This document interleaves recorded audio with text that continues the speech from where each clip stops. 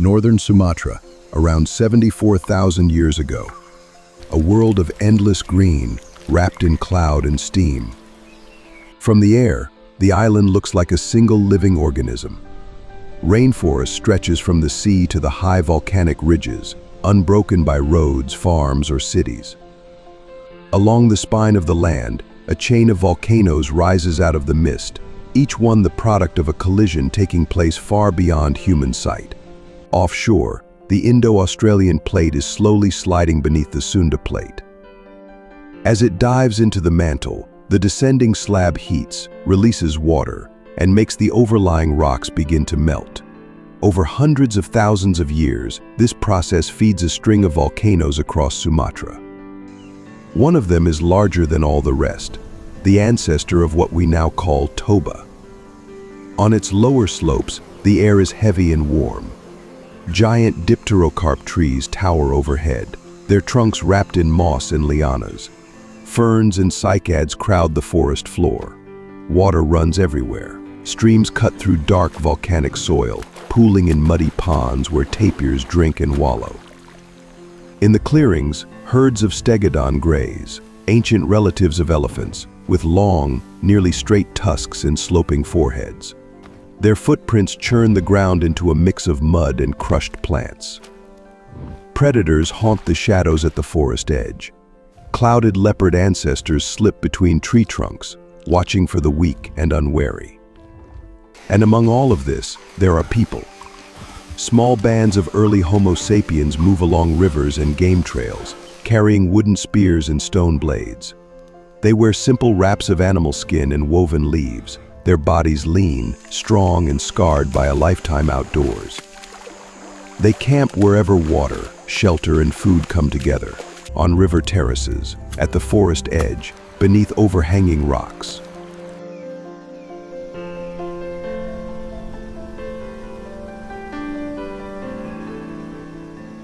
At night, they watch the volcanoes glow faintly on the horizon.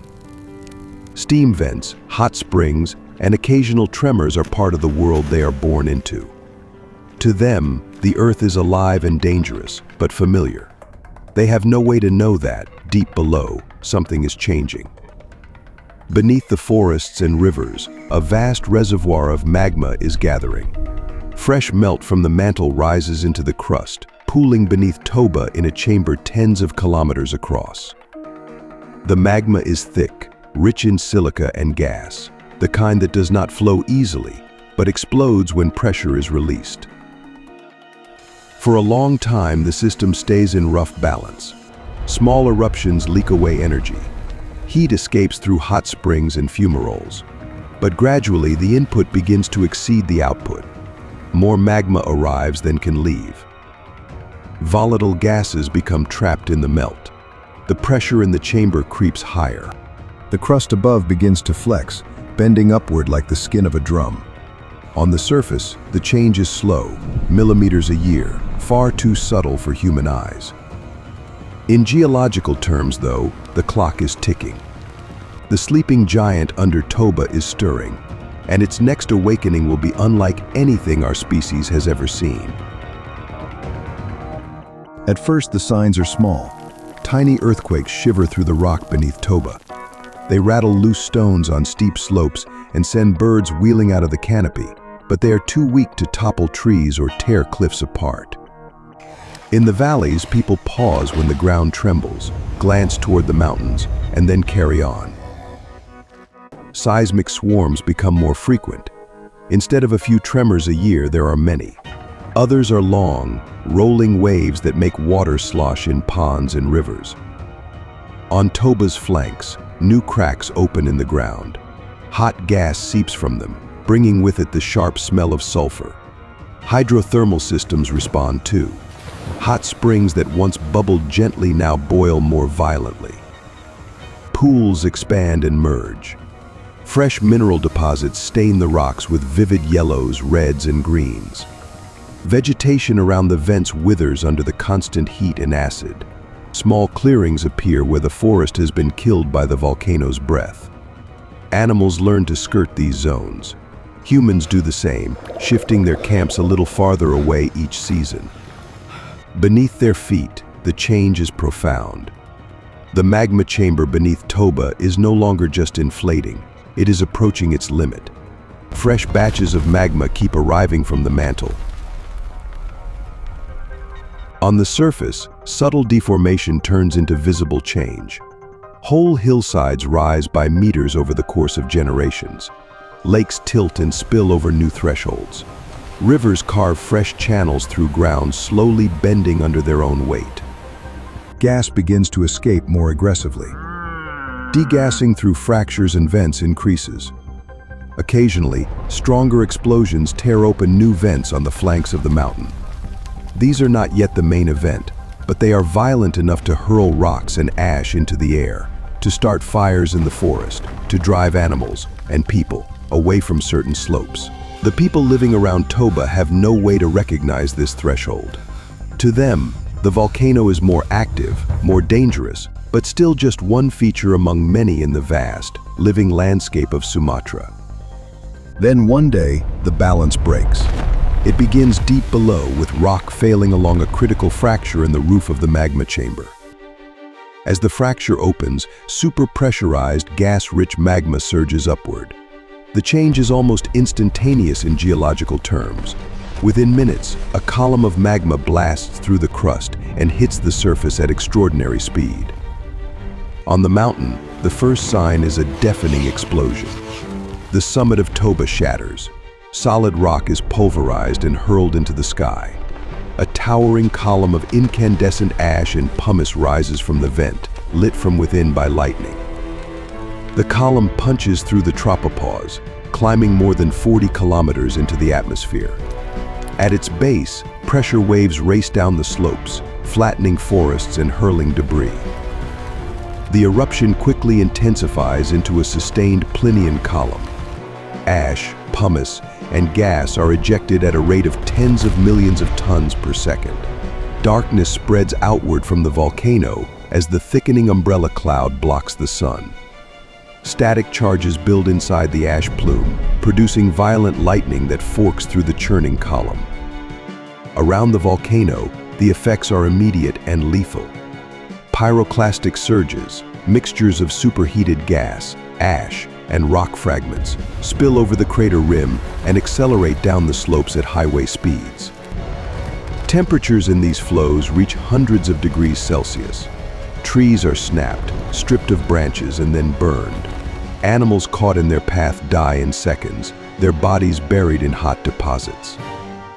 Beyond the immediate pyroclastic flows, ash begins to fall. At first, it drifts down as a gray snow, coating leaves, pooling in low spots, turning streams opaque. Then the fallout thickens into a choking storm. Roofless shelters, trees, and even small hills start to sag under the accumulating weight. Branches break. Visibility drops to almost nothing. For people, breathing becomes difficult. Ash abrades eyes and lungs. Water sources turn to mud. The familiar rainforest becomes a dark, suffocating maze. Farther away, the ash cloud spreads out over continents. Fine particles injected into the stratosphere are carried by high-altitude winds thousands of kilometers from the source. In the days and weeks after the eruption, ash falls over much of South and Southeast Asia. Layers of Toba ash will eventually be found in India, the Indian Ocean, and beyond. Closer to the volcano, deposits are measured not in centimeters, but in meters.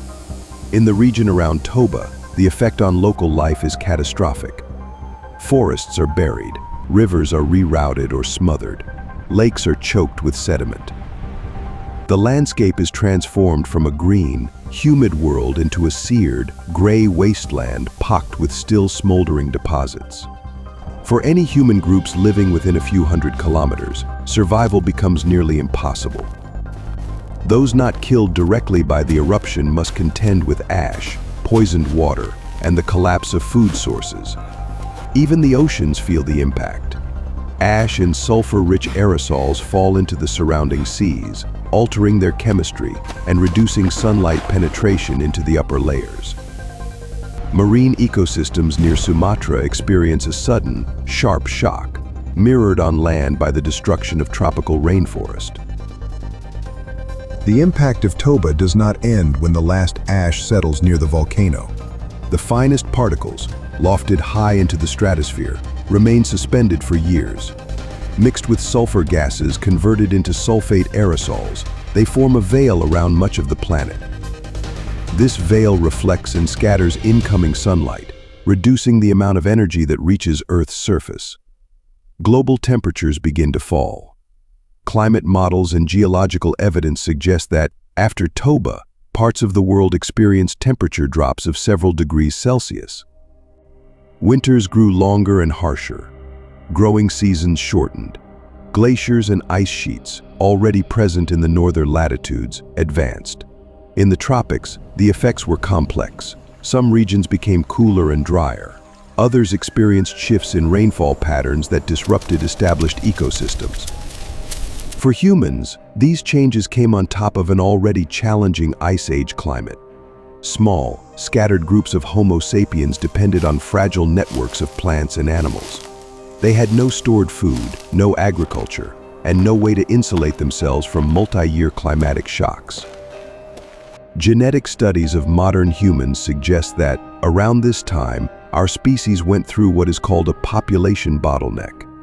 This means that the total number of breeding individuals shrank dramatically, possibly to just a few thousand people worldwide. Not all scholars agree that Toba was the sole cause of this bottleneck, but the timing is close enough that many researchers see the eruption as a major contributing factor, or at least as a severe additional stress in an already difficult period. Whatever the precise numbers, the outcome is clear. Many human lineages vanished. Only some groups survived, those who happened to be in regions where conditions remained marginally tolerable, or who were able to adapt quickly to new realities. In caves and rock shelters, they kept small fires burning against the lengthening cold. Every person alive today is descended from a fraction of the Homo sapiens living before Toba. Our genetic diversity still carries the imprint of that near extinction, like a scar written in DNA.